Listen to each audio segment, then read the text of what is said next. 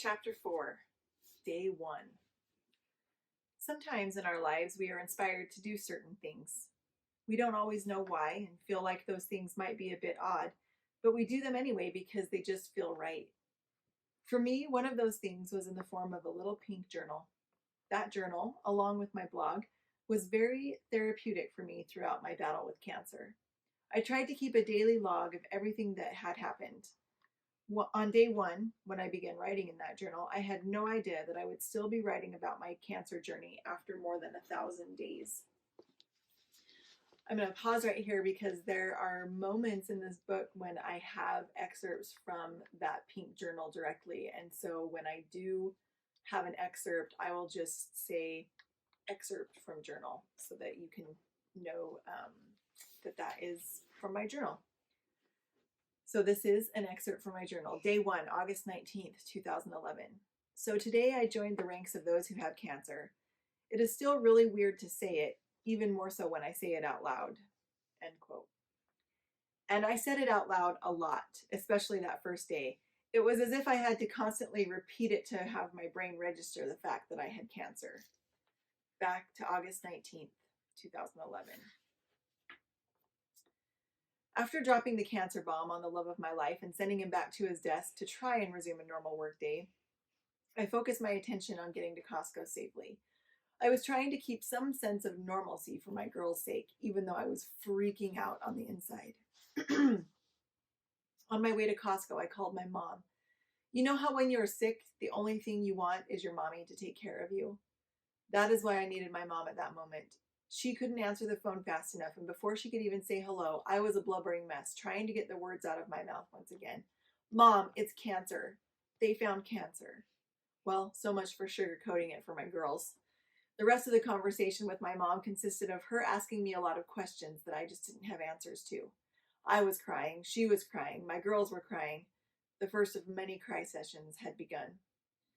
I finally reached my destination, told my mom that I would call her as soon as I had more information, and tried to gain some composure so I could get my shopping errand out of the way. Normally, I love a good trip to Costco, although my bank account does not. Costco sucks you in like a black hole. You go in for milk and bread and come out with a cart full of stuff you just had to have and hundreds of dollars poorer than when you went in. That day, however, I was sure there would be no deterring from my list.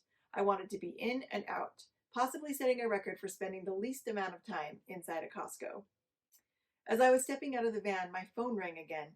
It was my mother-in-law. Here was another great woman in my life that I knew I had to talk to right away. It was only about 15 years earlier that she had received the same devastating turn of events in her own life.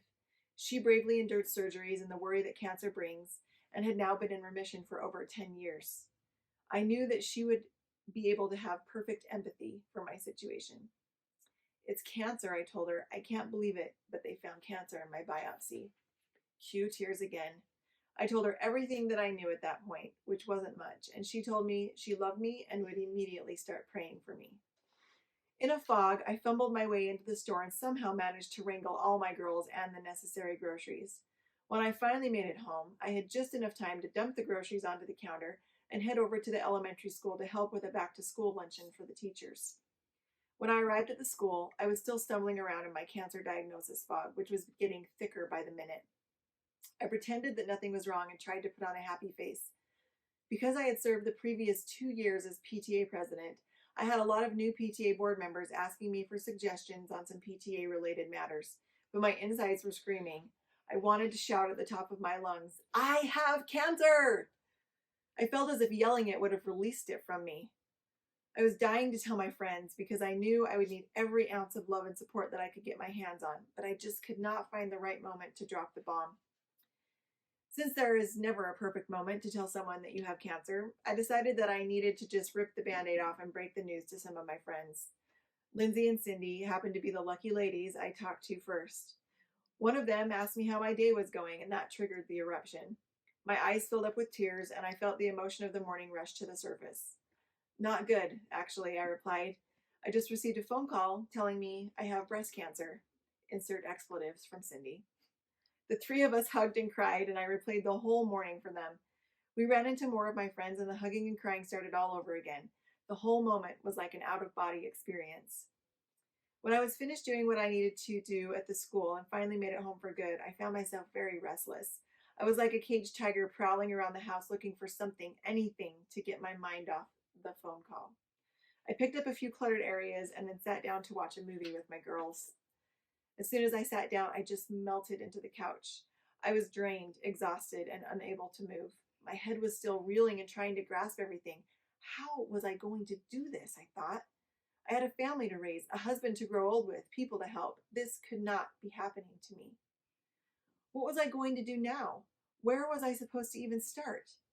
Fortunately, I was blessed with superb physicians from the very beginning of my journey, and just as the helplessness of the situation started to overwhelm me, Dr. O'Neill called back with more information. She said that they had been able to reach Dr. Mainwaring. Together, they decided that they would get me scheduled for an MRI as soon as possible. They also agreed that Dr. Scott Leckman would be the perfect surgeon for my situation. They had even set up an appointment with him for the following Tuesday. I was happy that things were moving rapidly. I felt like the sooner we could get this cancer out of me, the better. I wanted to move quickly so I could put it behind me. I was so naive. What I didn't realize in those beginning stages was that a cancer diagnosis does not use the words quickly or putting it behind me in reference to the process. It prefers words like long, life-altering, and I'm here to stay. The hospital was able to put me on the MRI schedule that very night. After checking in, I sat in the waiting room, held Mark's hand, and tried to untie the knots in my stomach. When it was my turn, I got dressed in a very flattering hospital gown and headed down the longest hallway known to man. As I stepped into the room with the MRI machine, two very young, and might I add, very nice-looking young men approached me. They looked too young to know much about breast MRIs, but then again, I was too young to be worried about a breast MRI, right? Their kindness surprised me, and they made me feel extremely comfortable in the situation. Well, as comfortable as one can feel when you're lying topless on a cold metal slab in front of two nice-looking guys. I had to lie on my stomach and position myself in a form that would allow my breast to be photographed by the MRI machine. Once I was in the correct position, I had to remain perfectly still for 30 minutes. That was one of the longest 30 minutes of my life, and not the most pleasant. About 15 minutes into it, every muscle in my body was screaming, "Let me move!" I felt that at any moment they were all going to rebel and I would start convulsing right there on that metal slab. So I did the only thing that I could think to do. I started praying. I prayed that I would be able to stay still enough that they would be able to get the pictures they needed. I did not want to have to go through this process again. I also prayed that I would be able to feel calm and peaceful during the coming days as we discovered what we were dealing with. Excerpt from my journal. I feel drained and I can't think anymore. My plan is to keep a journal of this journey so that when I'm done and tell my tale of being a survivor, I will be able to remember the details. I know that God will be with me on this journey. I know that it is in His plan for me, and there is something I must learn from it.